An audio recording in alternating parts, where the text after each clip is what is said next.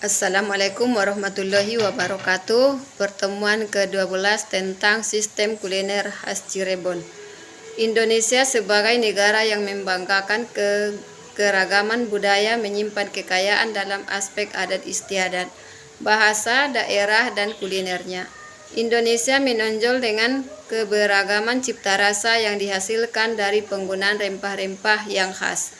Setiap daerah meskipun tersebar di 34 provinsi ribuan pulau tetap mempertahankan keunikan dan kelezatan makanannya melalui pemanfaatan bahan-bahan yang telah terkenal sejak zaman dahulu.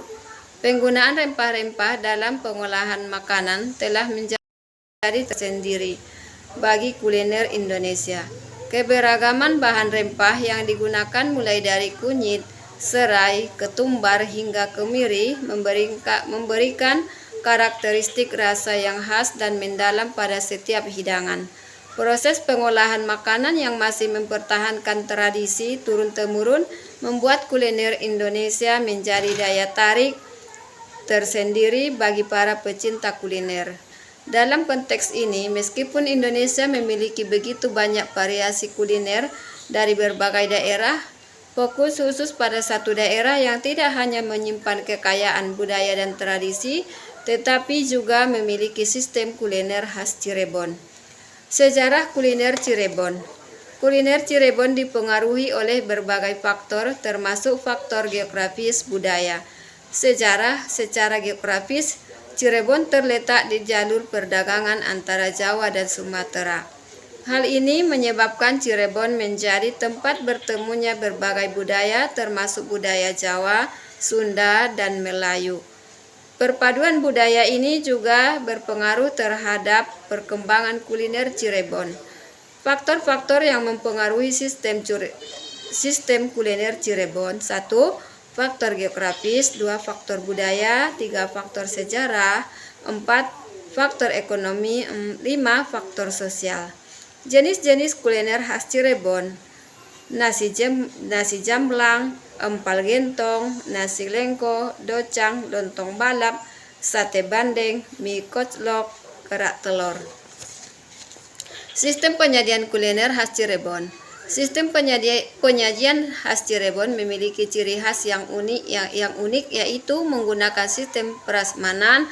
Sistem prasmanan ini memungkinkan pembeli untuk memilih sendiri lauk pauk yang diinginkan.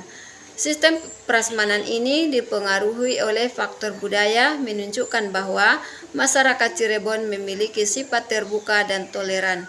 Hal ini tercermin dari kebiasaan masyarakat Cirebon yang senang berbagi dan bersosialisasi. Berikut contoh penyajian kuliner khas Cirebon. Nasi jamblang. Nasi jamblang disajikan di atas daun jati dengan berbagai lauk pauk seperti tempe goreng, tahu goreng, telur dadar, dan sambal. Pembeli dapat memilih sendiri lauk pauk yang diinginkan. Empal gentong. Empal gentong disajikan dalam mangkok besar bersama kuah santan. Pembeli dapat mengambil sendiri empal gentong dan kuahnya. Nasi lengko. Nasi lengko disajikan di atas piring dengan berbagai lauk pauk seperti toge, lontong, tahu, tempe, oncom, dan kerupuk. Docang. Docang disajikan di atas piring dengan berbagai lauk pauk seperti toge, lontong, daun singkong, dan kerupuk. Kemudian lontong balap. Lontong balap disajikan dalam mangkok besar bersama kuah santan dan sambal.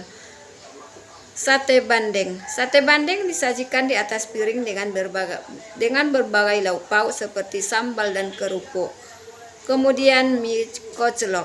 Mie koclok disajikan dalam mangkok besar bersama kuah, kaldu sapi, dan sambal. Kerak telur. Kerak telur disajikan di atas piring dengan berbagai lauk pauk seperti sambal dan kerupuk. Sistem penyajian kuliner khas Cirebon yang unik ini telah menjadi daya tarik tersendiri bagi wisatawan yang berkunjung di Cirebon. Wassalamualaikum warahmatullahi wabarakatuh.